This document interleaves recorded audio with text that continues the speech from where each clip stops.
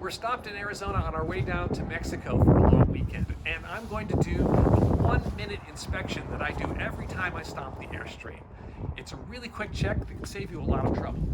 Now, while the gas is filling up, I'm going to take a quick look at my hitch and make sure that everything looks right, nothing's dangling, nothing's loose, and all looks good.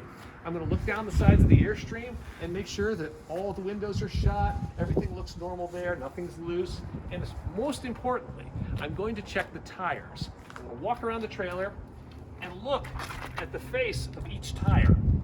All right, front and back, I'm looking for nails basically, or screws, or anything else. Now I've got a TPMS in there, so I know if the tire is inflated correctly. But this way I can find if there's a nail or a screw embedded in the tire that might not show up on the tire pressure for a couple of hours and give me a head start on things. I'm also looking for parts of the tread that might look like they're bubbling or delaminating, any kind of issue that there might be in the running gear. Everything looks good. On this side, I'm going to do the same thing on the other side of the trailer, just walking around it, checking everything on all 4 sides and the truck. It takes about 1 minute to do it, and if you make a habit of doing this every time you stop, one day you'll save yourself an expensive mistake.